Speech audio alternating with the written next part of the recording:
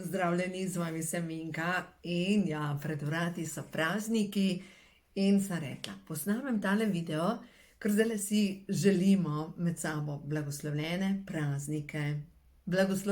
praznike in srečno novo leto. Je to tako? Seveda nekoč je bilo to še drugače, ker smo pred prazniki ročno pisali vse te kartice in se spomnim, da sem jih včasih napisala preko 100. In zdaj so ta moderna orodja, kjer v bistvu lahko preko videa sporočimo tisto, kar želimo svojim dragim. Tako da, posebno, to pa itak, je pa največ, kar šteje. In sem prav razmišljala, po eni strani energija blagoslova, kaj sploh to pomeni, po drugi strani pa moč globoke zamere, pa sovraštva, kaj to pomeni. No, in dajmo najprej pogledati ta pozitivni vidik, moč blagoslova. Kaj sploh pomeni blagoslov? Glejte, blagoslov, če pomislimo nazaj, nekoč so ljudje molili nad hrano in so jo blagoslavljali hrano. In ker vem, da v Sloveniji ste zelo stare, modre duše, glejte, hrana bo imela drug okus, če boste samo na začetku rekli blagoslavljam tole hrano. In jaz zdaj, ko to govorim, so mi začele roke žareti in veste, da lahko vključite energijo rok samo s tem, da pritisnete na sredino dlani in ko zažarijo prsti, to dobesedno pomeni, da vaše dlani oddajajo energijo. In ta energija je energija blagoslova. In ta energija, karkoli blagoslovimo, se poveča zaščita, se poveča energijski potencial, pomeni podpora, pomeni milost, pomeni same dobre zadeve. Blagoslavljam te v imenu Kristusove ljubezni. Recimo, to je en stavek, ki meni pomagal pri odpuščanju ljudem, ker se vemo, pač mi ljudje smo ljudje in ko nam nekdo naredi krivico, takrat ni tako enostavno reči, ja, se ti odpuščam. Tako, se ti odpuščam. A veš, tako, na ta način. A lahko govorim tako, kar mislim, pač spizdi iz mojega življenja. Pač, se ti odpuščam. Noč nočem imeti s tabo, se ti odpuščam. No pa ena gospa je enkrat na enem predavanju, ko sem ga imela, zdaj bom govorila točno tako, vi pa sami delajte pi. In je rekla, jaz naredim čist preprost. Naredim tako. Blagoslavljam te v imenu ljubezni, po domač povedan, kurc te gleda. Ne vem, to ni energija blagoslova. Energija blagoslova je povezana s tem, ko ljudem pošiljaš čisto, mirno energijo. Zdaj pa druga stvar. Kako poslati mirno energijo ljudem, ki so te okrog prinesli, ki so te izneverili, ki so se mogoče prilastili tvojega, ki so zaradi pohlepa, preračunljivosti na nek način te zlorabili, kako tem ljudem pošiljati blagoslov, ker enostavno tem ljudem ne moramo poslati tako, ne moramo pošiljati dobre energije, dokler res tega ne čutimo v sebi. No, zdaj vam bom povedala, kaj meni pomagali in mogoče zdaj v tem prazničnem času, mogoče je čas, da komu odpustite. Naj vam povem mojo osebno zgodbo, prav z odpuščanjem. To je bilo 10 let nazaj, leta 2015. In takrat sem čutila, da sem res odpustila. Prav odpustila. Bila je polnočnica, Božič. In pri polnočnici sem dobila tako en tak mir v dušo in nekako zaznavo, da zdaj, ko sem odpustila, se mi bodo odprla vrata naprej. Pravčko, občutila sem tako milino v svojem srcu, da prav zaradi tega, ker sem odpustila, lahko grem naprej. In potem med Božičem in Novim letom sem šla na srečanje k ljudem, pri katerih sem potem živela naslednjih 7 let. In sem tako hvaležna za to obdobje, ker sem imela priložnost, da sem živela blizu prejšnjega doma, da je bila najemnina sprejemljiva, da sem zmogla finančno. Se pravi, dobesedno v moje življenje je posijal blagoslov skozi to, kar sem odpustila. Tisto, kar je meni pomagalo odpustiti, je bilo povezano s tem, da sem v nedogled ponavljala stavek: naj Kristusova ljubezen napolni moje srce. Dovoljujem, da odideš iz mojega življenja. Neštetokrat sem ponovila ta stavek: naj Kristusova ljubezen sami boste vi vaše ljudje vstavili noter, napolni moje srce, dovoljujem, da odideš iz mojega življenja. In to je bila moja prva taka, zdaj mi gre skozi možgane, mistična izkušnja, ko dejansko, ko sem jaz naredila korak, so se odprla nekje drugje vrata. Zdaj pa poglejte, kar je zanimivo. No, to sem pa pisala v knjigi, ko imajo moški hormoni žur, in pišem tukaj, da samo ranjena ženska lahko naredi splav. Tukaj ne govorim splav zaradi zdravstvenih težav, splav zaradi tega, ker je plod poškodovan, splav zaradi tega, ker bi mama drugače umrla. Ampak govorim o splavu, ko bi ženska rodila otroka, pa ni podprta, pa ne more, pa ni partner je naredil otroka, potem pa rep noge in je ne podpira več. In sem imela priložnost pri strankah, ki so prišle k meni na svetovanje, prebolela raka na prsih in na koncu se je izkazalo, da je zadaj zataknjena energija, ker je partnerju zamerila, zanosila je, on se s tem ni ukvarjal, naredi splav, naredila je splav in ta energija zamere do partnerja se je dobesedno manifestirala kot rak na prsih, ker ni bilo zmožnosti dojenja. In pridelala je raka, zadaj je bila zamera do partnerja, po drugi strani pa zamera do sebe, do tega, da je sebe obtoževala, jaz sem morilka, do tega, da sebi ni mogla odpustiti, da ni bila dovolj močna, se pravi tudi zamera do sebe. In potem nastane globoka zamera, pridela raka. No in v glavnem raziskave, najprej tehnično poglejmo. Dajte raziskava, ki so jo objavili v British Journal of Psychiatry, upam, da sem prav rekla, dokazuje povišano tveganje za razvoj duševnih bolezni pri ženskah, ki so naredile splav. In v glavnem pravi naprej, da bolezen pri ženskah, ki so splavile, se poveča za 81%, se pravi duševne bolezni. In potem naprej razlaga, da 34% tveganje za razvoj anksiozne motnje se po splavu poveča kar za 34% in razvoj depresije pa kar za 37%. Kaj to pomeni? Od 10 žensk, ki naredijo splav, 3 bojo dobile anksiozne motnje, recimo nespečnost. In 4 od teh 10 bodo razvile depresijo. Pomislite, a vam kdo to pove? Tega nihče ne govori. Zanimivo je, da tukaj naprej raziskave govorijo, da dejansko 80% žensk, ki naredi splav, se pravi od 10 je to 8 žensk, posega po nekem pomirjevalu in je povečan alkoholizem. Dajte pomisliti, kdo to pove ženski, ki se znajde, da naredi splav? Kdo ji to pove, da je tukaj zadaj lahko taka huda bolečina? Nihče. Nihče.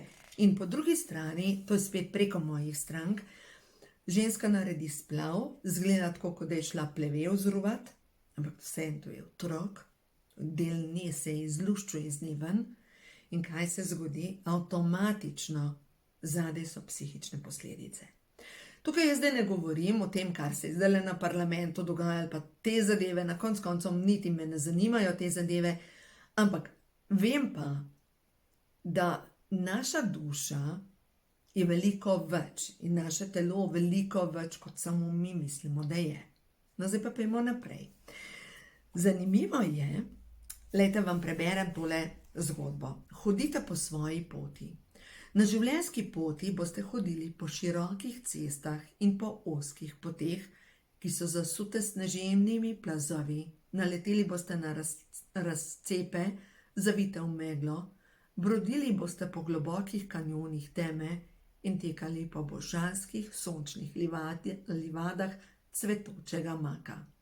Vse to je del življenja in ko boste hodili po svoji poti, se vam bodo za nekaj časa pridružili drugi ljudje, nekateri bodo prijatelji, ljubimec, zakonec, otroci, starši in lahko tudi odidejo.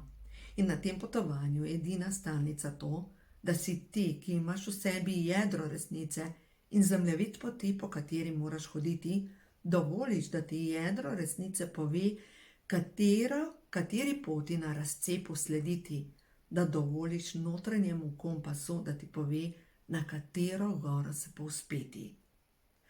Če boste sledili lastnemu kompasu, potem vam bo življenje šlo res dobro in boste imeli izpolnjujoče, zanimivo in srečno življenje.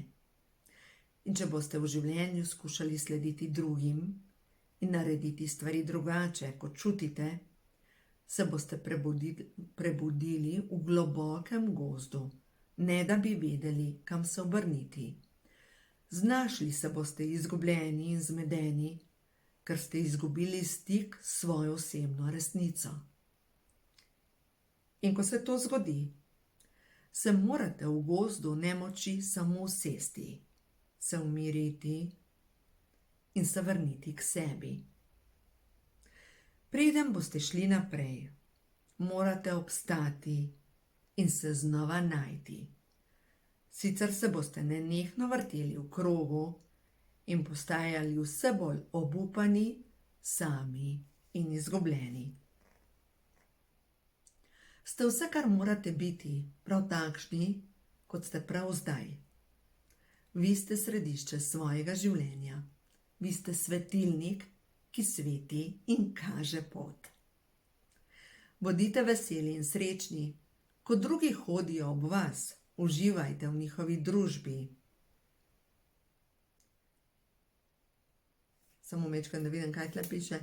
Povezujte se čim tesneje in globje, a vedno osvetlite svojo lastno resnico in hodite po svoji poti, ter dovolite drugim, da storijo enako. In to je rekel Charlie Hart. Zanimivo, Hart, ne napiše se kot Hart, srce, ampak Hart. No, ampak kakorkoli, zdaj pa če gledamo srčna čakra. Srčna čakra, ko imajo čakre žur. Kaj se zgodi, ko pa hodimo po poti drugih ljudi, ko pestujemo zamero, ko ne moremo odpustiti? Se zgodi, da v srcu nastanejo koralni grebeni zamere. In ti koralni grebeni zamere prerastejo take kamenine, da motijo pretok po naših žilah, da srce začne pešati. In tukaj noter je zgodba moč globoke zamere. Nikdar je rekla, to si bom zapomnila, zamerim do groba. Odpusti, ji je rekel angel. Odpusti, tako ti bo lažje. Nikdar, je ponovila. Srdito je stisnila ustnice. Tega se ne da odpustiti. Nikdar. Hočeš kazen zanje? In ona reče, ne vem, katera kazen bi bila dovolj velika. In angel reče, vsakdo mora plačati za svoje odločitve, prej ali slej, vsi. To je neizogibno. In ona reče, vem. In še enkrat angel reče, odpusti, znebi se bolečine. Zdaj si daleč od tistih, ki so te ranili. In ona reče, ne morem, nočem. Zanje ni odpuščanja. In angel vzdihne, prav to je tvoja odločitev. In kje namerava shraniti svojo bolečino? In ona se dotakne glave in srca in reče, tukaj in tukaj. Angel jo opomni, prosim, bodi previdna. Strup zamere je zelo nevaren. Lahko v tebi ustvari kamen in te potegne na dno. Lahko tebe zaneti plamen besa, ki te požge od znotraj. In ona reče, to so grenki spomini. in zdaj občutim bes. Naj trpijo za svoje dejanja, zaslužijo si kazen. In potem bolečina se je naselila tja, kamor je rekla, v glavo in srce. Takrat je bila še mlada, zdrava, zgradila si je življenje, kri ji je tekla po žilah, pljuča so vdihavala zrak svobode, poročila se je, rodila otroke, pridobila prijatelje. Včasih je bila seveda jezna nanje, vendar je večinoma odpuščala. Včasih, ko je bila jezna, je pretiravala, so tudi drugi odpustili njej. Bili so vzponi, padci in trudila se je, da ni razmišljala o svoji bolečini in o svoji preteklosti. Minilo je mnogo let, preden je znova slišala čudno sporočilo: odpusti. In ona pravi: mož me je prevaral. Ves čas se prepiram z otroki, denar me nima rad. Kaj naj storim? To tarna psihologu. In ta psiholog jo pozorno posluša. Iz neznanega razloga jo je večkrat prosil, naj govori o otroštvu. To jo je jezilo in preusmerila je pogovor na sedanje življenje. Vendar jo je spet in spet vračal v otroštvo. Bil je moder mož in želel se je sprehajati po temnih ulicah njenega spomina. Poskušal jih je osvetliti, da bi na svetlobo vrgal staro zamero. Ni je želela izpustiti, zato je nasprotovala. On, moder mož, je videl vzrok njenih težav. Ni reče: morate se prečistiti. Vaše rane so se razlile, nanje so se prilepile poznejše bolečine kot usedline na koralah, ki so se spremenile v ogromen koralni greben. Ta greben je postal ovira za pretok življenjske energije. Zato imate težave v osebnem življenju in zaradi tega je slabo vaše finančno stanje. Robovi, ki so ostri kot britvice, so poškodovali vašo nežno dušo. Znotraj grebenov so tudi drobni strupeni vrelci, različna čustva, taka, ki vam zastrupljajo kri in porabljajo vso življenjsko energijo ter privabljajo vedno nove in nove slabe dogodke. In ona reče: čutim to. Od časa do časa sem živčna, včasih celo depresivna, občasno se želim ubiti. V redu, potrebujem čiščenje. In kaj naj naredim? Odpustite za prvo največjo bolečino, je svetoval psiholog. Tako boste odstranili temelj in greben bo razpadel. Nikdar, je vzkliknila, tega, kar so mi naredili, ne bom nikdar odpustila. Vso pravico imam biti ranjena. Želite zadržati zamero ali želite biti srečni? Je vprašal psiholog. Ženska ni odgovorila, ostala je in odšla seboj pa odnesla koralni greben bolečine. Minilo je nekaj let. Ženska je ponovno čakala na sprejem, tokrat pri specialistu. Zdravnik je gledal izvide, bral analize, se mrščil in se prijel za brado. Gospod zdravnik, zakaj molčite? Imate sorodnike, je vprašal. Starši so mi umrli, z možem sva se ločila, imam pa otroke, vnuke. Zakaj sprašujete po sorodnikih? Veste, tumor imate, poglejte tukaj. Zdravnik je pokazal na sliko njene glave, kjer je bil dobro viden tumor. Glede na analizo, tumor ni v redu. Našli smo odgovor, zakaj imate neprestane glavobole, trpite za nespečnostjo in se hitro utrudite. Najhuje je, da je tumor nagnjen hitri rasti, kar je slabo. No, ona ga prestrašeno pogleda in reče: kaj pa zdaj? Moram takoj na operacijo? Ne, je odgovoril zdravnik. Tukaj so vaši izvidi EKG iz lanskega leta. Imate prešibko srce. Zdi se, da imate kup zdravstvenih težav, ki se samo kopičijo. Prešibki ste, da bi prenesli operacijo. Najprej je treba odkrepiti srce in potem Stavka ni zaključil in ženska je spoznala, da zanjo potem morda nikoli ne bo nastopil. Če gre na operacijo, srce morda ne bo zdržalo in tumor bo zrastel.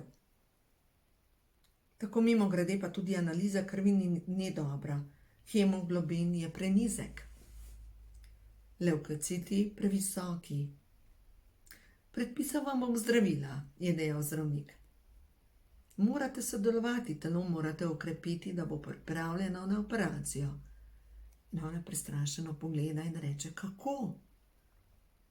Pozitivna čustva, topli odnosi, komunikacija s sorodniki. Zaljubite se v življenje. Prelistite album s slikami. Spomnite se srečnega otroštva. Ženska se je kislo nasmehnila. Poskusite odpustiti vsem, še posebej staršem, je nepričakovano svetoval zdravnik. Ta razbremeni dušo. V svoji praksi sem videl nešteto primerov, ko je odpuščanje naredilo čudeže. Res? Je ironično vprašala. In zdravnik nadaljuje. Predstavljajte si. V medicini obstaja veliko pomožnih inštrumentov. Kakovostna oskrba, kot je skrb za pacienta, vendar pa je lahko odpuščanje prav tako zdravilno, pa je brezplačno in brez recepta. In takrat ona ostane sama. Odpustiti smrt, odpustiti ali umreti. Umreti, to da ne odpustiti. Ko gre za izbiro vprašanja življenja ali smrti, se morate samo odločiti, na katero stran greste. Glavobol, bolečina v srcu. Kje boš obdržala svojo zamero? Tukaj in tukaj. Zdaj sta bolečina in bolezen prav tam. Čustvena bolečina se je tako razrasla, da se je začela širiti po telesu. Tako se je razširila, da se je odločila, da bo ona postane gospodarica telesa. Ne zaveda pa se, da telo ne bo zdržalo, telo bo umrlo. Spomnila se je tistih glavnih, ki sta ji v otroštvu prizadela čustvene rane. Oče in mati, ves čas sta delala ali pa sta se prepirala. Nista ji imela rada tako, kot si je želela. Nič ni pomagalo, nobena petica, nobeno priznanje, niti to, da je izpolnjevala vse njune zahteve, nobeno ugovarjanje in nobena prošnja. Potem sta se ločila in vsak od njiju si je ustvaril novo družino, kjer zanjo ni bilo prostora. Pri 16 letih so jo poslali v tehnično šolo v drugo mesto, je izročili vozovnico, kovček z njenimi stvarmi in 1000 rubljev za preživetje. To je vse. Od tega trenutka je bila samostojna. Odločila se je, ne bom odpustila. To bolečino je nosila v sebi vse življenje. Prisegla si je, da tega ne bo odpustila, pa če od tega umre. In zdaj je bilo videti, da je prišlo prav do te prelomnici. Imela je otroke in vnuke in vdovca Sergeja, sodelavca, ki ni želel, da bi umrla. Se pravi, je imela razlog za življenje.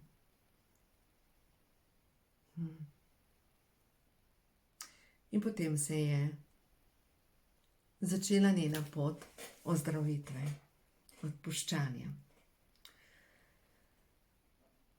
Zdaj ne vem, če ste poslušali celo to zgodbo, pa je še naprej, to je na strani vam povem, koliko knjigi, ko imajo čakre žurijo, lahko do konca preberete 299, ampak komu od nas ni nekdo naredil neke krivice?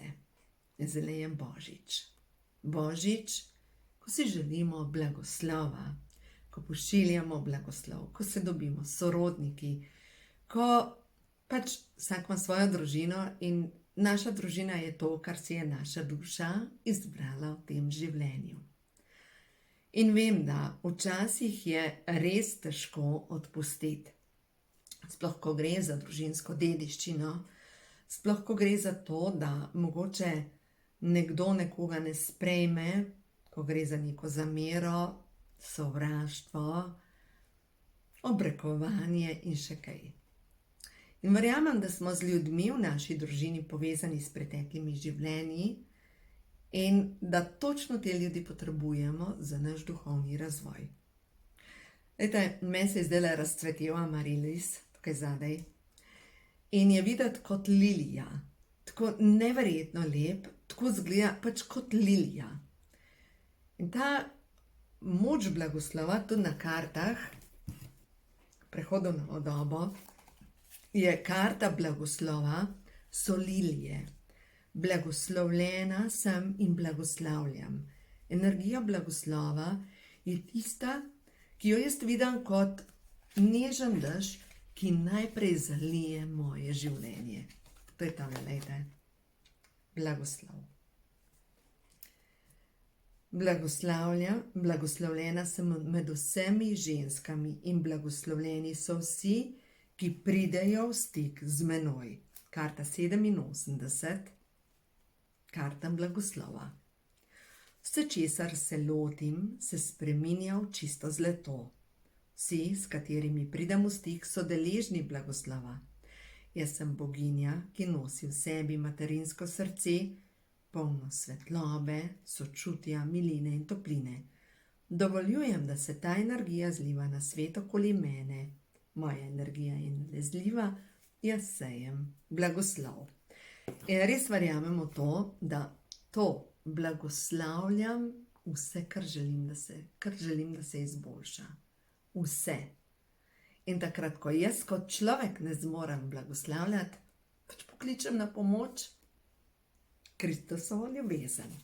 No pa da vidimo, katero sporočilo je zdajle za te praznike. Jutri bom še posnela en video, ali pa po jutrišnjem, ampak v vsakem primeru čutim, da se nekako zemlja je zdaj vdihnila nov dih. Danes je že mogoče za sekundo daljši dan, kot je bil včeraj, in začenja se nov cikel. In čez kakšen mesec bomo že čutili, da je daljši dan in nova energija prihaja. Ta nova energija je res neverjetna. Ven je padla karta Nova zemlja. Očitno je tole. Nova zemlja, pozornost pa višja zavest. Skozi moje celice teče božanska ljubezen, višja zavest. Višja zavest, a ne, tam imam novo energijo, kam gre ta trenutek tvoja pozornost in jaz sem boginja, ustvarjalka nove dobe, mene vodi srce. Čas je, da te začne voditi srce. Bom tole prebrala, karto 6, da vidimo. V meni je neskončna inteligenca, jaz sem hči večnosti. Moje srce napolnjuje brezpogojna ljubezen. V meni so mir, ubranost in mir na vseh področjih. Stvarnik je moj večni vir. Vse moje duhovne, duševne in gmotne potrebe so izpolnjene v vsakem času in prostoru, ker jaz sem povezana z rodovitnostjo. Tako da, ja, nova rodovitnost zdaj prihaja v naše življenje in res sem prepričana, da mi s svojo energijo imamo zmožnost ustvarjanja. Res verjamemo to. Tako da, blagoslov. Da vidim še tele karte. Mojster, razumevanje in vir. Kaj pomeni razumevanje? Glejte, razumevanje pomeni to, da mi smo v svoji kletki omejujočih prepričanj. Jaz bom spodaj, vam dam za darilo, zdaj za božične praznike, meditacijo za odpuščanje sebi in meditacijo za odpuščanje drugim. In če imate še kakršnokoli zamero, dajte prosim narediti eno in drugo meditacijo. Boste videli, kako se boste razbremenili, ker sploh tisti, ki predelujete iz preteklih življenj zamero do svoje duše. In če imaš zamero do svoje duše, nekako čutiš, da si zaslužiš kazen. To pomeni iz preteklih življenj Zadnja stranka, ki sem jo imela, ona vleče iz preteklih življenj. V zadnjem življenju je bila v partizanih, oziroma je bila tisti, ki je bil odgovoren za to, da je pobijal druge ljudi. A si lahko predstavljate, kakšno težo nosi njena duša? Po drugi strani, v tem življenju, seveda je srečala točno te ljudi, ki so bili njeni nadrejeni, in ko se je uprla, oziroma je prišlo do tega, da so jo suspendirali, in zdaj v tem življenju so jo ravno tako suspendirali, in po drugi strani, če se bo borila, je sem ves čas čutila tle gor čakro tretjega očesa, in ko sem prišla do teh zapisov, sem prav čutila, ona je v zadnjem življenju umrla tako, da je bila ustreljena direktno v čelo in tukaj zadaj je šla krogla ven. In sem ji počistila te zadeve, čutim, da se je energija sprostila, zdaj ima pa ona zadela meditacijo za odpuščanje sebi in odpuščanje drugim. In če vi čutite, da imate neko tako zamero do sebe, da se borite z odvečnimi kilogrami, kaj pa če imate zamero do svoje duše in morate se ščitite sami pred sabo, imate maščobo na trebuhu, zato ker se ščitite sami pred sabo in ne morete shujšati. Dajte narediti vse te meditacije, vzemite si čas. Danes me je ena gospa poklicala in rekla, jaz imam toliko za počistiti. Obstaja hitrejši način. Verjemite mi, zdravilna molitev dekodiranja je za moje pojme najhitrejši način, da si lahko sam pomagaš pri tem, da se sčistijo podzavestni programi. Ena molitev, en program. Ena molitev, en program. Enega po enega čiste in res se splača. In dajte prosim napisati v komentar od spodaj. Mogoče kot opogumljanje za vse tiste, ki mogoče dvomijo v moč zdravilne molitve dekodiranja, kdo od vas si že z njo pomagal? Kolikam času ste počistili podzavestne programe, ker mogoče nekdo rabi majčkeno pomoči pri tem, da hitrejš gre čiščenje. Tako da, ne vem, jaz vidim, da kako sem razbremenila svojo dušo, prav s tem, ko sem šla počistiti podzavestne programe. A je bilo lahko? Ne. A je bilo enostavno? Ne. Ne reka, da je to enostavno, zato ker greš v zapise in v čustva, ki jih občutiš. In če imate še vedno program Strah me je svojih čustev, moram zbežati pred sabo, lahko bežite pred sabo, ampak potem bo spregovorilo telo. In če se prej ne boste ustavili, se boste ustavili takrat, ko zraste koralni greben vaše zamere. Ko imate težave s srcem, z ožiljem, s tumorjem, z rakom. Kaj se splača prej narediti? Ja, jaz menim, da se splača prej ustaviti. Tako da, glejte, so zdaj teli novoletni, božično-novoletni prazniki, ne rabite biti pri vsaki pasji procesiji, ne rabite. Splača se pa vzeti nekaj časa za sebe in narediti nekaj v tej smeri čiščenja. Po novem letu bom spet začela z novim tečajem, online tečajem za vse tiste, ki rabite pomoč pri čiščenju. Bom še objavila, nimam še objavljen, bom pa objavila v teh dneh in tudi posnamem video, tako da v glavnem uživajte, lepe praznike, res lepe praznike, želim vam blagoslovljene praznike. To pomeni, želim vam vse dobro, želim vam, da se vam zgodijo čudeži, želim vam harmonije v družini, ljubezni, obilja na finančnem področju. Želim vam vse dobro, kar verjamem, da vam po božanskem namenu ali pa načrtu tudi pripada. Tako da uživajte, res lepe praznike vam želim.